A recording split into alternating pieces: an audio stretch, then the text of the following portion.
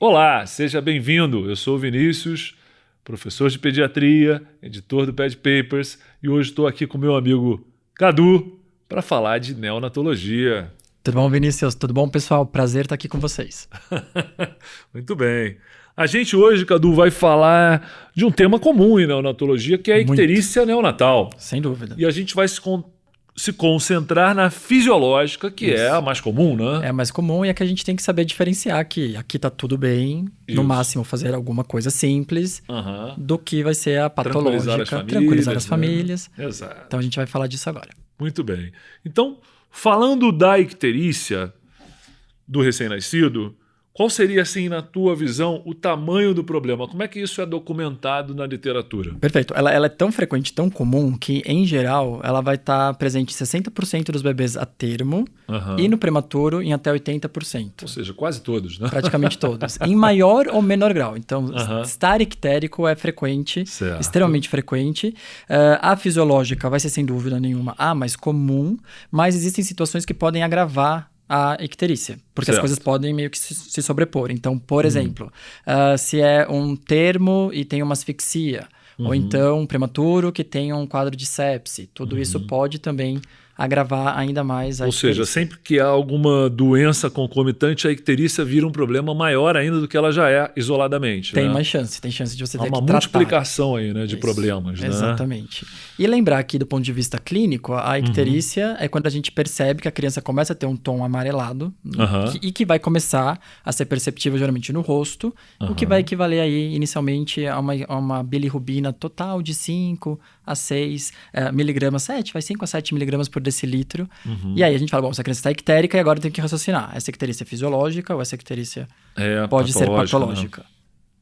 Uma coisa que eu acho muito interessante, Cadu, quando a gente fala de icterícia, é assim, para pensar na causa da icterícia, pensar no metabolismo da bilirrubina, né? Sem dúvida. Acho que isso é um ponto importante para a gente entender a icterícia. Então, vou te pedir para descomplicar esse metabolismo da bilirrubina. Não é fácil, mas eu vou falar os pontos principais que a gente deve lembrar. Então, a primeira coisa é lembrar que o turnover dos eritrócitos, das hemácias do recém-nascido é muito mais elevado. Então, elas são destruídas com um tempo de vida menor do que os 120 habituais de uma hemoglobina Além adulta. do recém-nascido ter um hematócrito maior do que a população em geral, né? Porque ele ficou naquele ambiente hipóxico intrauterino. A eritropoietina bombando. E ele nasce com uma monte de hemácias, por isso que eles são Cima, pletóricos. né? Isso. E aí junta tudo isso, vai ter um turnover maior, e aí quando chegou a hora de ser destruído, vai lá para o macrófago, o sistema retículo endotelial, e o macrófago vai então separar o grupo M da globina. A globina vai lá para um canto e o grupo M vai se subdividir no ferro, que vai ser reabsorvido, reaproveitado,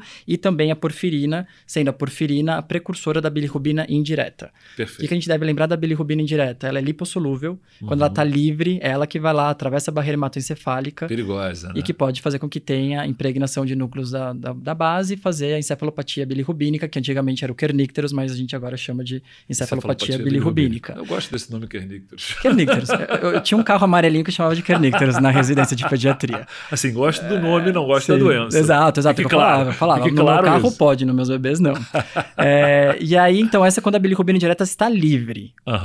O 1% dela que fica... que vai progressivamente sendo transportada pelas albuminas, é o que vai ser, então, enviado para o fígado. E lá no fígado é onde a bilirrubina indireta será conjugada em bilirrubina direta pela enzima glucuroniltransferase, que é importante para alguns processos patológicos, então a gente deve lembrar dessa enzima, glucuroniltransferase. E aí, quando a bilirrubina passa a ser conjugada, então, direta, ela passa a ser excretável. Então, vai lá no intestino, na forma de estercobilina, e vai, então, ser liberada nas fezes. Ou então, vai lá nos rins, no urobilinogênio e vai ser eliminada na urina. Acabou. Mas tem um detalhe importante que a gente não pode esquecer. A bilirrubina direta, que está parada no intestino, se está lá sem mais ninguém, tem uma outra enzima, que é a enzima importantíssima, beta-glucuronidase, e ela reconverte a bilirrubina direta em indireta. E ela vai ser reabsorvida para o sangue, que é a chamada circulação enterohepática. E isso está envolvido em alguns processos, principalmente associados à amamentação, que a gente vai falar mais para o final. Sim, aquele recém-nascido que demora a eliminar mecônio, né? Isso, que acaba pouco. Tendo um aumento da circulação enterohepática. Isso aumenta de novo os níveis de bilirrubina indireta, perpetuando aí a icterícia neonatal. Sim. Às vezes transformando uma icterícia fisiológica numa patológica, né? Isso, ou então, não é que ela é grave, mas ela vai perpetuar por mais tempo, vai durar mais tempo, talvez você tenha que considerar tratar, coisas que podem acontecer. Agora, desde muito tempo, né, existem as famosas zonas de Kramer, né? Outro dia eu ouvi você falando Kramer, né? Lá no Rio a gente fala Kramer. Eu não sei o jeito certo. Kramer, tanto faz. Mas o importante isso permite uma avaliação clínica da icterícia. Você tem uma ideia de qual é o valor. É lógico, você vai ter que colher o sangue, mas tem uma ideia, né? Exato. Como é que é isso? Então, vamos lá. Como eu falei no início, a icterícia ela vai começar a ser perceptível no rosto entre 5 a 7 miligramas por decilitro. Então, a gente vê que a progressão da icterícia ela é crânio-caudal. Isso é interessante. Ela começa na face e conforme vai aumentando, ela vai indo, pega tórax, tronco. Ou seja, só na face a gente está mais tranquilo, né? Quando começa a descer. Começou a descer, você fala, opa tem problema. E a gente nunca sabe como que essa progressão vai acontecer. Ela é muito imprevisível, principalmente a partir do momento que a criança já está com mais de 24 horas de vida, é quando se espera que a icterícia fisiológica de fato apareça, então você fala, não sei para que lado vai. Então vai depender da avaliação clínica. Então a gente divide em 5 zonas. A zona 1 pega geralmente rosto e fica até a linha dos mamilos e equivale aí clinicamente, laboratorialmente isso a 6 miligramas por decilitro e cada zona a mais aumenta em 3 pontos a correlação com a bilirrubina sérica. Então você começa lá do 6 e vai aumentando 3 em 3, né? Isso é um bom macetinho, né? É um bom jeito de você estimar. Então a zona 2, ela vai da linha dos mamilos até a cicatriz umbilical e equivaleria então, portanto, a uns 9 miligramas por decilitro. Perfeito. A zona 3, da cicatriz umbilical até a raiz das coxas, que seria aí em torno de 12 miligramas por decilitro. A zona 4 pegaria braços e pernas e seria em torno de 15 miligramas por decilitro. E quando pega as palmas das mãos e as plantas dos pés, seria então a zona 5, e aí equivale a 18 miligramas por decilitro. E a gente sabe que, em geral, da zona 3 em diante, tem que fazer algum tratamento. Não é obrigatório, não quer dizer que seja, mas se você confirmar esses valores, geralmente com a zona 3 em diante, é quando a gente tem que tratar. Certo. Abaixo disso, geralmente dá para só observar e não fazer nada em específico. E tem toda uma correlação, né, do peso da criança, da idade que ela está, de vida, né? O nível da bilirrubina, né? Sem dúvida. É assim que a gente raciocina. É um verdadeiro batalha naval, né? Vai botando ali no gráfico e vai vendo os dias, a idade, o peso, né? São várias coisinhas para definir, né? Sem dúvida. Muito bem. E pensando na icterícia fisiológica, né? Qual seria o esperado assim, comportamento clínico da icterícia fisiológica que deixa a gente tranquilo e a gente pode tranquilizar a família? Olha, vai acontecer dessa forma e tal. Exato. Como é que é isso? Muito bem. Então, a icterícia fisiológica, geralmente ela é reservada para o recém-nascido a termo. Para o prematuro, ela tem outro nome que a gente vai falar em seguida, mas o comportamento é semelhante. Mas o que deve então acontecer? Ela deve aparecer a partir de 24 horas de vida. A icterícia com menos de 24 horas de vida, ela nunca é fisiológica.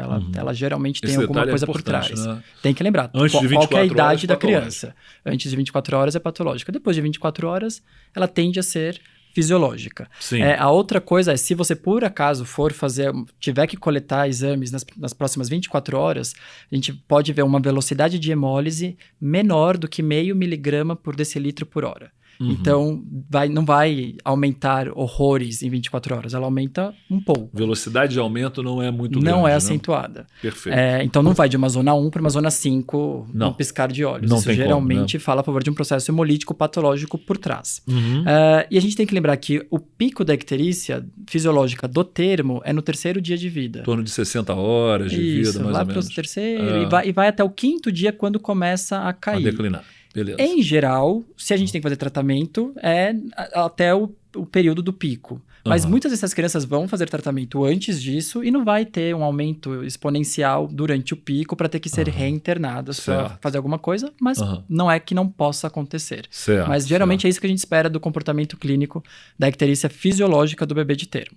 Agora, já que você falou do termo especificamente, e o prematuro, né? Perfeito. Prematuro aí com menos de 37 semanas. Isso. Né? Então, pra gente não misturar com o prematuro da sala de parto, né? Exato. Agora a criança com 34 semanas para cima ganhou status de a termo na sala de parto, né? Não, 36 e 6 para baixo é prematuro. Agora, icterícia, prematuro e abaixo de 37. Exatamente. Isso. E o comportamento deles é muito semelhante. Então, o que a gente tem que lembrar? Existe o equivalente da icterícia fisiológica do bebê de termo, no prematuro a gente chama de icterícia da prematuridade. Tá. Porque todos aqueles complexos enzimáticos, todo aquele metabolismo da icterícia, ele é mais... Lento, né? Lento, ele não funciona tão bem. Então, acumula-se muito a bilirrubina indireta dessas crianças. A conjugação é ruim. E muitas vezes eles não evacuam, eles não comem. Então, tudo predispõe... O risco de ir para tratamento é muito grande. É muito maior. Mas ela ainda é fisiológica porque não tem uma patologia por trás. Perfeito. Então, as características são semelhantes. Tem que aparecer a partir de 24 horas de vida. Também não acho normal um prematuro ter nas primeiras 24 horas. A velocidade de hemólise também não vai ser hiperacentuada, vai ficar abaixo desse 0,5 miligrama por decilitro por hora. Aquela taxa de aumento da bilirrubina também não é tão elevada, não né? é para dar aí um pico imenso. Só que o detalhe que a gente tem que lembrar é que o pico da icterícia do prematuro ocorre mais tardiamente. Vai ser entre o 5º e o 7º dia de vida. Então, é muito frequente, por exemplo, um prematuro de 32 semanas, que vai ficar internado. Sim. Segundo ou 3º dia de vida, entrou na fototerapia, não tire antes de 5 dias. Porque se você tirar, vai ter rebote. Então, mantenha na foto. Isso. Vai lá e deixa lá até lá pelo 6º dia de vida, colhe uma bilirrubina e vê se sai. Mas vale a pena manter a fototerapia por mais tempo. 5º, 7º dia. Isso, né? o pico é mais tardio, portanto, Perfeito. Coloque ele em foto mais tempo. Muito bom. Agora, a gente está falando de icterícia fisiológica nesse vídeo, né? Mas dá para não fazer exame, né? Não, precisa. Se apoiar apenas na questão clínica, né? A gente precisa ter confirmação laboratorial de que esteja de fato uma icterícia fisiológica. Então, mas são exames simples. Eu basicamente preciso tipagem sanguínea da mãe e do bebê. Se a mãe tem tipagem sanguínea O ou RH negativo, tem possibilidades de não ser fisiológico. O que vai me ajudar nisso seriam as provas imunológicas. Então, tem que ter um combis direto. Se o combis direto é negativo, então essa criança não está sensibilizada, as hemácias não são sensibilizadas. Isso é fisiológico. E outra coisa que é importante é ter uma bilirrubina total e frações, para eu ter certeza que a icterícia seja a custas de indireta e não direta. Porque se for direta, temos uma colestase neonatal, isso é outro capítulo, é tema para um outro videocast. E aí sempre patológico, sempre causa uma A premissa da icterícia fisiológica ela é ser apoiada em aumento da bilirrubina indireta. Indireta, né? Tem que exatamente. ser isso. E não ter aí um componente hemolítico. Então não pode ter nada imunológico associado. Sim. O que é legal também falar dos exames laboratoriais é que hoje em dia, a criança fora de fototerapia, a gente pode fazer uma avaliação inicial com a bilirrubina transcutânea, que daí eu não preciso coletar sangue só para saber o que é. Detalhes é que então tem que ser fora de foto, não pode estar em fototerapia. Alguns lugares colocam uma proteção da pele e depois levanta essa proteção e mede, mas isso não é validado. Então, uma vez que está em foto, para-se de usar, e ela tem que ser dosada na região do tórax. A da glabela tem uma... Não é tão confiável. Não é confiável. E se dá valores muito extremos, muito baixos, que não batem com as zonas de Kramer, ou muito altos, não dá para confiar também. Aí é melhor coletar o exame sério. Mas numa primeira... Bem, o BiliCheck ele te dá uma ideia da bilirrubina total, mas não te dá o diferencial, né? Então o ideal é ter uma coleta, pelo menos. Isso, ou enquanto está fora de foto... E aí você vai depois acompanhando. vai acompanhando. Se está um nível muito baixo, não é verdade. Não precisa se... Não tem por que se estressar. Colher. Perfeito. E funciona um pouquinho que nem as zonas de Kramer, ou seja, a partir do momento que entrou na foto, você perdeu aquele parâmetro. Não dá mais para usar. Não dá mais para usar. Da mesma forma, não dá para usar o BiliCheck. Corretíssimo. Perfeito. Tem que lembrar disso. Então, muito bom.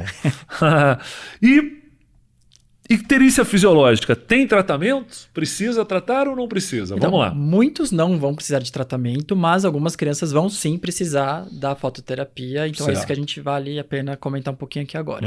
Lembrar detalhes, que a fototerapia hoje em dia preconizada é a de alta intensidade. E que para isso ela tem que ser da onda de espectro da luz azul. Qualquer outra, o antigo Bilispot, a luz solar, nada disso é indicado, tem que ser a azul, que é a que a gente consegue dar através do Bilitron ou Bilitron Bed. O Bilitron que a gente coloca em cima da incubadora e o Bilitron Bed é um berço que fica a luz embaixo e você pode colocar uma capinha em cima que reflete. Então pega na frente e atrás do bebê. Eu ainda peguei muito Bilispot, cara. O spot eu peguei. 2 às vezes na mesma criança que estava muito ictérica, né? É que é uma onda de luz que não é tão boa. Porque o que a fototerapia vai fazer? Ela vai fotoisomerizar a bilirrubina indireta. Ela transforma numa forma excretável, que é chamada de lumiverdina. Até anotei aqui porque não Lumefantrina. E ela também passa a ser excretável, porque lembra, a bilirrubina indireta não é excretável, só depois que conjuga que a gente consegue liberar. Mas a fototerapia faz essa fotoisomerização. Isso, transforma no isômero excretável. Isso, e esse passa a ser excretável. Perfeito. É importante checar a radiância. Então tem que ter em torno de 15 a 30 para você também conseguir atingir os níveis. E a gente se baseia muito no nomograma de Butani, famoso nomograma de Butani. É bem legal esse nomograma. É bem útil para saber se faz ou não. Detalhe, o nomograma ele é validado para criança acima de 35 semanas e mais do que 2 quilos. Então que é o que ter a gente um peso vai falar mínimo, aqui. né? E uma idade mínima. Para a gente poder indicar. E depois pegar os dias de vida, né? E colocar os valores aqui, né? Exatamente. Cada hora de vida aumenta-se o valor de bilirrubina total para você indicar a fototerapia. Mas basicamente ele divide em 3 percentis. O percentil 40, que é a zona de baixo risco, abaixo disso não precisa tratar. Aí vai ter um percentil intermediário, que é o percentil 75, que é aquele assim, é obrigatório tratar se tiver fator de risco. Certo. Então, sei lá, uma criança que é um menino asiático com cefalohematoma. Vai somando fatores de risco, melhor botar. Sim. Alguns lugares, geralmente assim, SUS, só se tiver fator de risco, hospitais particulares colocam já no 75. Para tentar manter a fototerapia durante os 2, 3 dias de internação apenas.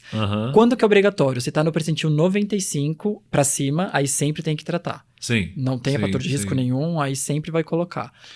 Mas o que dá, assim, em média, a partir de 48 horas, geralmente entre 10 e 12 miligramas por decilitro seria o percentil 75. 12, 14 seria o 95. Não, isso é muito interessante porque, assim, a gente olha para o nomograma de Butani, você bota aqui uma bilirrubina de 10 com 36 horas de vida... Já tem, já chama atenção. Agora, com 96 horas de vida, ela... Nada, não tem valor nenhum. Não tem valor. Assim, valor que eu digo não tem indicação não tem mais nenhuma indicação, de foto. exatamente. Por isso que importa muito as horas de vida da criança. Exato, perfeito. Aí lembrar também que uma vez que você colocou na fototerapia, geralmente no dia seguinte coleta-se uma nova bilirrubina para saber se já dá a sérica, né? Tem que colher exame de sangue para ver se sai ou não. Em geral, já reduz, caiu o percentil, você já poderia suspender. Não existe rebote. O rebote é só teórico quando você tem mais de uma fototerapia, você tem mais de um foco, mas isso geralmente é na hemolítica e não nessa. E ela pode voltar a aparecer mais tardiamente, ao longo da primeira semana de vida, se ela estiver associada a dificuldades da amamentação. Entendi. Que aí soma com a questão da fisiológica. Agora, sabe um detalhe interessante que eu aprendi agora por causa de questões de prova? Por exemplo, lá no Rio, eu não sei como é que funciona aqui em São Paulo, por isso que é a minha dúvida. Lá no Rio, uma coisa a criança nasceu na rede pública. Vai para a foto, tem o famoso berçário intermediário. Sei. Que não é o de UTI. Sim. No particular, não tem berçário intermediário. Ou é UTI, ou é quarto com a mãe. Geralmente sim. E aí, o que acontece? Se tiver que fazer foto, sinto muito, vai ficar na UTI. Depende, como é que funciona aqui em São Paulo? Tem as duas modalidades. Eu conheço lugares que vão ser assim, desce para UTI, fica na UTI fazendo foto. Faz tem foto, lugares aí depois que a mãe vai lá no amamentar. alojamento. No alojamento. Pode fazer no quarto ou no berçário. Por que eu tô te falando isso? Porque esse ano teve uma... Acho que até você chegou a comentar também nos stories. Teve uma questão de prova que eles colocavam uma criança que teve icterícia e fez foto, ou seja, teve uma hiperbilirrubinemia, e perguntava qual era o exame de triagem auditiva. Lembro. Assim, baseado no que a gente vê lá no Rio, foi para foto, foi para UTI. Então, criança na UTI que teve hiperbilirrubinemia tem que fazer bera. A princípio, só pela icterícia, não. Então, mas isso que é engraçado, porque está escrito ali, se tiver na UTI, mas como pra gente, no Rio. Automaticamente vai para UTI. Então, automaticamente tem que fazer o BA. Não é obrigatório. Pois mas se você está num lugar em que você tem uma icterícia, que você coloca na foto, mas a criança não tem sinal de gravidade e ela não foi para UTI, não precisa. muda tudo, né? Com certeza. Em geral, aqui em São Paulo não é feito. Pois a gente faz eu nas patológicas. Cheguei a comentar isso com a Sabrina, mas ela falou para mim, não, Vinícius, isso aqui não é assim, não bota direto no CTI. Eu falei, caramba. Não, geralmente só se você tem que fazer algum tratamento mais específico. Se é só fototerapia... Fica no quarto. Eu me lembro, cara, que quando meu filho nasceu, ele ficou um pouco amarelo ali no segundo, terceiro dia, mas a gente botou aquela coisa engraçada, bota uma roupa amarela, cara, ele ficou muito amarelo, eu falei, tira essa roupa, troca, tu ia puxando aqui. E aí a gente fez os exames, acabou que estava num nível bem tranquilo, a gente foi de para casa e ele realmente fez uma icterícia fisiológica sem necessidade de foto. Maravilha, que é o que a gente espera na maioria. Mas na época eu fiquei em pânico, porque eu falei, cara, se ele tiver ictérico ao ponto de ir para foto, eu vou ter que levar ele para UTI. Eu estava pensando em alugar uma foto para levar para casa, uma loucura. Não precisa não, mas não é obrigatório não. Que bom, fico contente. É porque lá no Rio a gente tem às vezes esse problema, né? Mas isso varia de lugar para lugar. E eu também não acho que tem que ir para UTI, entendeu? Não, dá para fazer porque no público quarto a gente não leva para UTI. Não, sem dúvida. Dá para manter no quarto, sem dúvida. E assim, para a gente finalizar a icterícia dentro desse processo aí da icterícia fisiológica e às vezes até esbarrando ali na patológica, né? A gente tem a questão que você já citou do aleitamento e do leite materno. Quando a gente fala tem icterícia associada ao aleitamento, a gente está falando uma coisa, né? Isso. Associada ao leite, outra. Exato. Embora pareça que estejamos falando da mesma coisa, mas não é, né? Não. Como é que é a diferença, Cadu? Perfeito. O que elas têm em comum, a fisiopatologia das duas situações, é que ambas seriam um aumento da circulação enterohepática, da atividade daquela enzima beta-glucuronidase, só que por motivos diferentes. Bem observado. Aumento da circulação enterohepática, né? Por motivos diferentes. Então, a mais comum na verdade, sim, a primeira seria a do aleitamento materno. Ela ocorre na primeira semana de vida, naquele momento onde a pega ainda está ruim, a mãe ainda não produz, tem pouco leite, colostro, a criança não tem uma pega boa, então aquela criança esfomeada e que está com baixa ingesta. Isso muitas vezes, então, chega menos leite no lume intestinal e muitas vezes também atrasa a liberação de mecônio. E isso aumenta a circulação enterohepática. E aquela criança que, de repente, durante a primeira semana de vida, pode ter um rebote, vai para uma icterícia aí zona 3, 4, a gente vê até raramente zona 5, e que eventualmente, por ser zona... Quando chega lá pelo 14, 16 de bilirrubina, em geral tem que voltar para fazer fototerapia. O que a gente não faz mais hoje em dia é suspender a amamentação, que seria até mais do leite materno. Isso. Ou suplementar. Primeiro tenta-se incentivar o aleitamento materno. Em último caso, se a criança está fazendo hipoglicemia, a mãe não tem realmente apojadura, aí que vai complementar. Mas a gente sempre tenta incentivar o aleitamento materno. Principalmente se for questão de prova. Provas, quase nunca assim...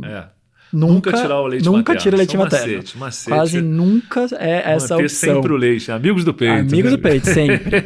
Não, e aí nesse caso aqui junta a icterícia fisiológica, mais esse atraso, essa dificuldade na eliminação do mecônio, né? Junta a circulação enterohepática mais prolongada, mais a fisiológica, Exato. E acaba indo para foto. Exatamente. E tem a do leite especificamente, né? A do leite materno, então, também vai ser aumento da circulação enterohepática, só que aí porque o leite materno, ele pode ter na sua composição a presença dessa enzima, beta-glucuronidase, em quantidades variáveis. Então, outro cenário, geralmente na segunda semana de vida, quando já a mãe já passou, semana, já aquele perrengue já tudo tá acabou, amamentando bem, né? A pega tá ótima, a criança suga super bem, peso, a mãe tem aquela pojadura, assim, produz, tá mamando aqui, pingando dali. Criança ganhando peso excelentemente bem, só que fica ictérica persistentemente, uma zona 3, no máximo uma 4. Mas é por conta disso. E se você sabe que não tem incompatibilidade, já saiu o teste do pezinho, não tem deficiência de G6PD, não tem hipotiroidismo, tá ganhando peso bem, clinicamente não tem mais nada, não tem fígado, você nunca vai suspender o aleitamento materno e vai só observar. Em geral, no primeiro mês, isso vai progressivamente diminuindo. Mas não com do pânico, não precisa ficar coletando exames. Não, e interessante que quando chegaram a essa conclusão, que era a icterícia do leite, né? Havia, não era uma recomendação, mas se falava, para fazer o diagnóstico, suspenda o aleitamento um dia, que a bilirrubina vai despencar e tal.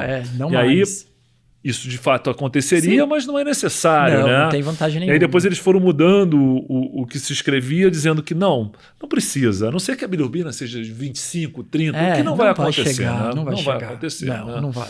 E aí você simplesmente mantém o aleitamento. Né? Exatamente. Tranquiliza a mãe, né? Vai avaliando essa criança talvez em intervalos mais curtos, vai semanal, para ter certeza que não vai checando, né, como é que tá o fígado, como é que é o aspecto das fezes, porque às vezes a gente acha que de novo, né? E não é. Icterícia do aleitamento e pode ser uma colestase, uma atresia de vias biliares. Então, a clínica, nesse caso, a clínica é soberana, tem a paz, tranquiliza os pais e segue o jogo. Mas ficou bem assim, claro, uma coisa é a icterícia do aleitamento e outra é do leite materno. Apesar da fisiopatologia ser a mesma. Isso. Bem legal. Bem interessante. Muito bom. Mas é isso. Falamos então do quê? Da icterícia fisiológica, né, Cadu? Fisiológica. Falamos da icterícia fisiológica e não perca vídeos também de icterícia patológica, não é, Cadu? Sem dúvida. Até a Sem próxima. dúvida. Até mais, pessoal. Até, Vinícius. Valeu.